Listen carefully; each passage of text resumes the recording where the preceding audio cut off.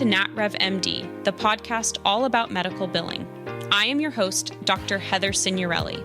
Join us as we break down the ins and outs of medical billing, discuss the latest trends, and also share insights to help your practice navigate healthcare finances. NatRev MD is a physician-owned full-service medical billing and coding company. Check us out at natrevmd.com. That's natrevmd.com. Now on to the episode.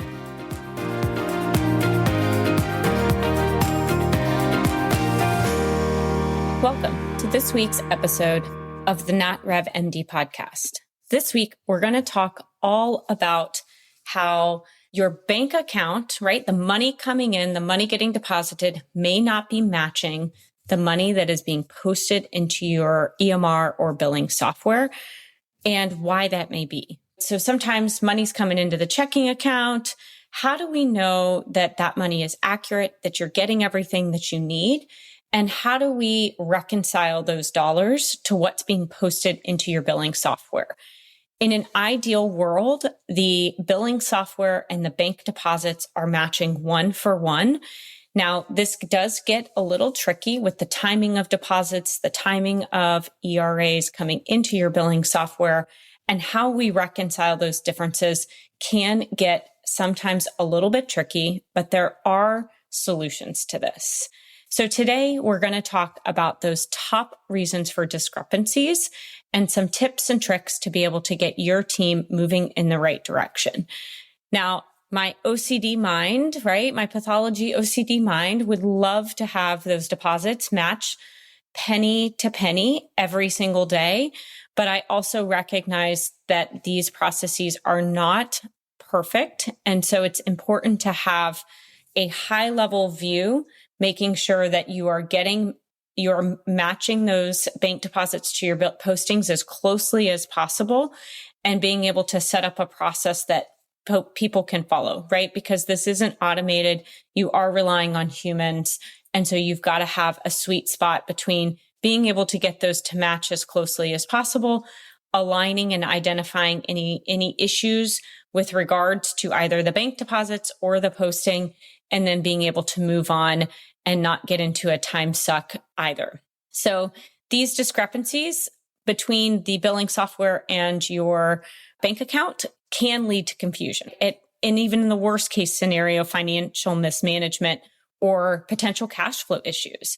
So today we're going to explore those mismatches. We're going to talk about bank deposits. We're going to talk about billing software recording and posting so that you have some practical solutions for these. So first and foremost, how does the posting process work within a billing software? I think this is important for you to understand before we get into these top reasons. So, right, you send in a claim. The insurance company hopefully does not reject the claim. They process the claim and they pay it right away, right? We know that's not reality, but let's just live in our dream world.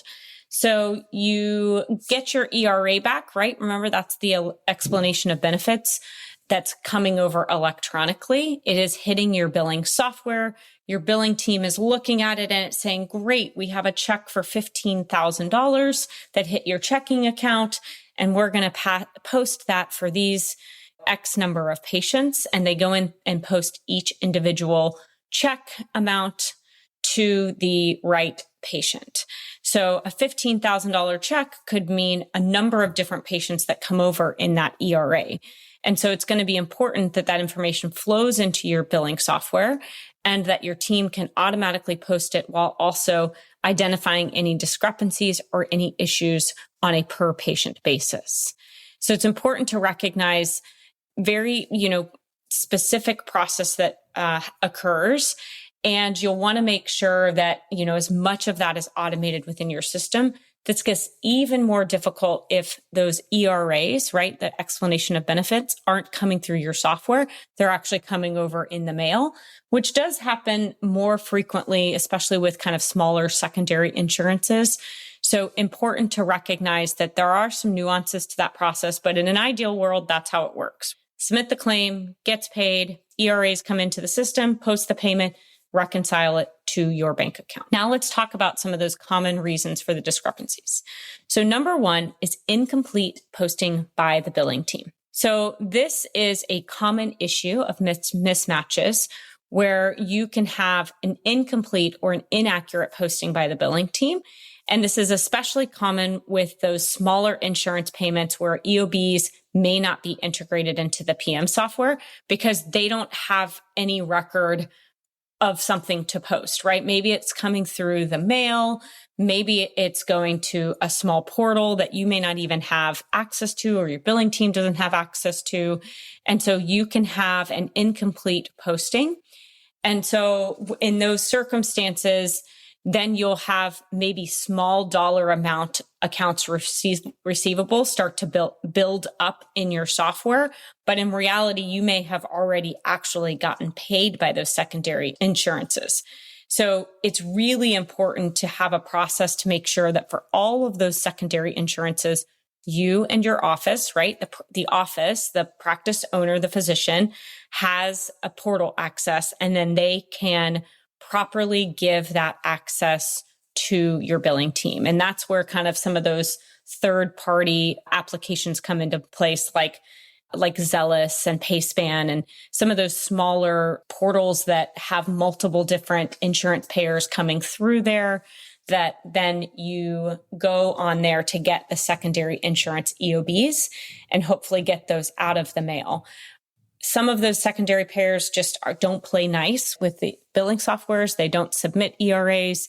So it can be challenging to get the information in order to post for it. Now, the good news is you actually may be getting bank deposits from them, but you just don't have the EOB and the ERAs. So let's talk about a solution, right? And this is where that robust reconciliation process goes into place, where anything hitting your checking account is then seen and viewed by the billing team for two purposes. One, if they see a check come in for $150 from AARP, then they know they've got to go search down to find the EOBs for that. Hopefully you've got payer portal set up and you can get that easily to your team. Now, the other situation is where you have EOBs or ERAs coming through either the mail or through the software, but you don't see a deposit occurring into the checking account and you have to go chase those down. So either of those scenarios can occur. And again, in that incomplete posting by the billing team, a very common reason is that those ERAs or EOBs aren't getting to the billing team. They don't know what they need to post, and they don't have access or visibility to the fact that something was deposited into the bank account, and now they need to go search for the EOB. And so this is where regular audits and checks can also help identify this, where you can pull reports by payer for different small payers that say you do have accounts receivable for. It's just, it's really important to have access for your billing team so that they can see the bank deposits coming in and again, have that reconciliation process. Now, the second reason you can have reconciliation issues is where you have a delay or issue with the actual EFT deposit. So again, EFTs, right? That's the electronic funds transfers that are generally set up when you contract with the payer, and those enable deposits to come directly to your checking account versus a manual check or virtual card. And oftentimes these are reliable, minimal delays or issues, but it's not impossible, especially with some of these, again, smaller payers. They tend to have sometimes hiccups when it comes to processing those electronic deposits. Really important that if you are getting a lot of virtual checks and credit cards, to have your team start to list those out so that you can sign up for those EFTs. Again, those virtual credit cards do cost money, right? You pay a fee for those credit cards to come in. So when possible, getting those electronic deposits set up so that you can get them immediately when the claims get paid. Now, there are delays that can happen from bank holidays or a glitch or a mismatch between recorded payments and the actual deposit. So again, important to have that reconciliation process where you see those deposits coming in. Now, depending on how you close your month, you could theoretically see ERAs or EOBs come in on the 30th of the month, but you don't actually get paid until the 1st or the 2nd of the month, depending on how that falls on a weekend. And so that can be another reason why you can have a mismatch between, again, what was deposited that month versus what was posted. And so having a system where you aren't posting until the dollars hit the checking account and your billing team can reconcile that is a really good way to manage that process. But it does take coordination between the office and pulling those bank deposits on a daily basis and being able to reconcile that. All right. Number 3, manual checks either not found or not deposited by the practice.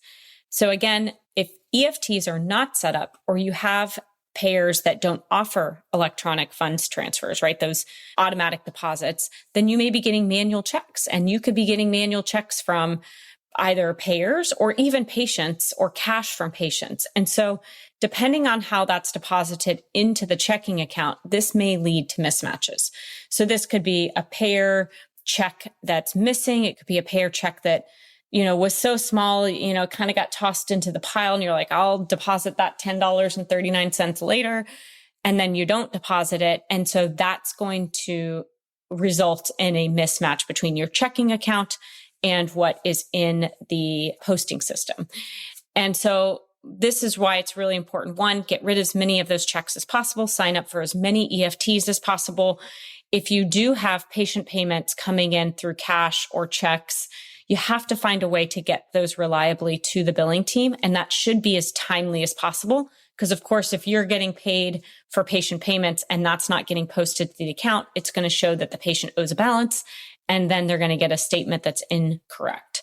So really, really want to encourage that, again, any manual check, any cash payment, any patient payment are all cashed and deposited into the checking account timely, as much as possible, trying to move away from manual checks or even cash payments, just because it gets hard to really have a great tracking system for those.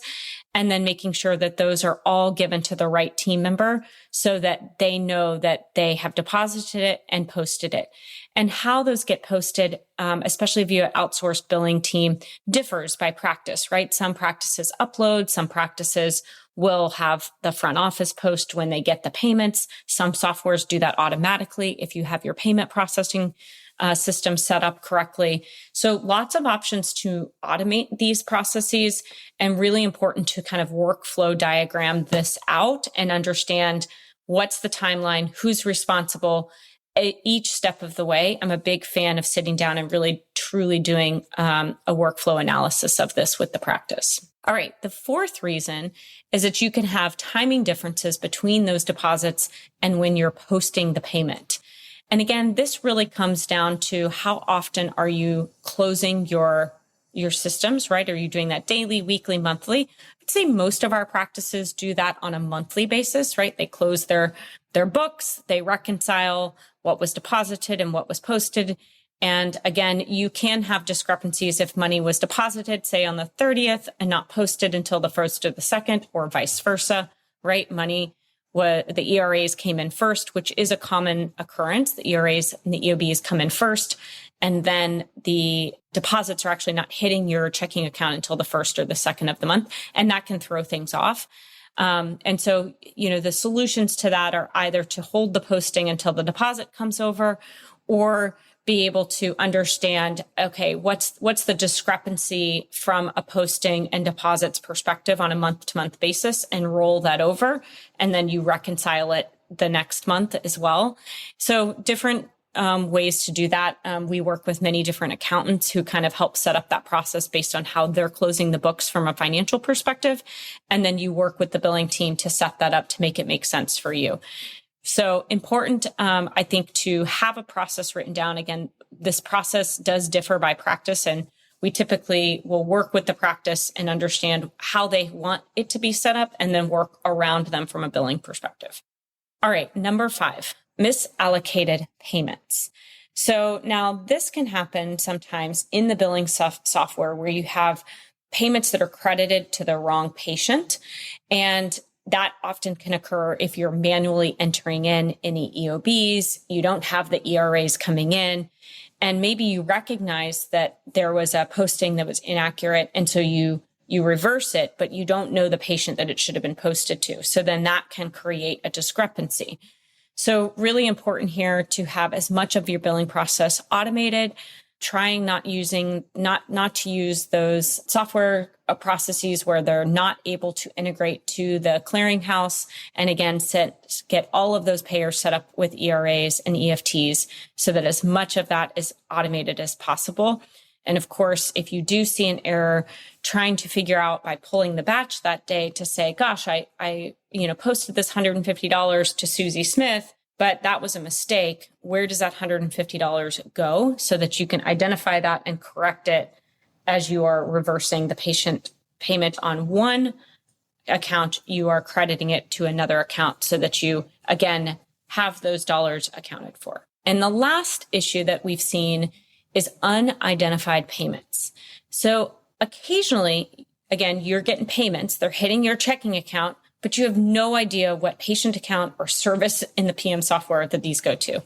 And this can sometimes happen with bulk payments that come in from the insurance company, or even when you have recoupments that happen. So you get a recoupment seen on the check, you know that you've got to go grab that money from someone's account, but you don't know where it came from, and you're not getting information in the EOB. Sometimes it's not on the check information. So then you are having to call the insurance company and say, hey, I got, a $2,000 check, but I see a $150 recoupment. I don't know what patient that came from. And so you have to go get that information, go identify the account that the recoupment came from, deal with the reason for the recoupment, post that correctly, and then post the remaining of the check to the right patients. And this can get a little tricky, and there's no real easy way to do this except calling the payer and getting the information corrected. Now, sometimes you'll get mystery deposits into your checking account that don't have a great way to recognize what payer it came from. And again, this sometimes happens with those small secondary payers. And that's where when you're reconciling the accounts receivable and you see that you've got AR open for some small payers, you're calling those payers and getting the information, because oftentimes you may have been paid for it, but the team just can't deposit it or post it, I should say, into the EMR system. So a little tricky dealing with these small payers. And of course, especially in a bigger practice, right, you may have $1,000 in AR with some small payer, and that's not bang for your buck. So the team's spending time on the high dollar claims, high AR buckets. And sometimes these secondary payers just don't get worked as much. And this does get tricky, right? Especially if, the AR and denials and is a mountain of work to do. And so this is where it just takes some time and focus on those secondary payers to make sure that they are paying, you are getting the EOBs, and you're posting that information. Again, this is a very challenging topic. It's not an easy fix. It's lots of manual processes that take coordination between the practice as well as the billing team. And so ensuring that your EFTs are set up, your bank account deposits match these payments that are recorded is really important for the longevity of your medical practice. Even better if you have some of the softwares will actually reconcile these for you. And so you can have a reconciliation that occurs because you've connected your bank with the software, and then they help do that reconciliation, which is awesome when those functionalities are available. So I think it's really important for you to understand this and understand that implementing effective reconciliation processes can minimize these errors, and regular reconciliation and communication with the billing team is going to be helpful in streamlining this long term. I hope you guys enjoyed this podcast this week. And if you have any questions, head over to our website at natrevmd.com. Again, we are a physician-owned full-service medical billing team. We're here to help and would love to help your practice get the revenue it deserves, and better yet, have the processes around billing, front office training that really help your revenue grow. Have a great week.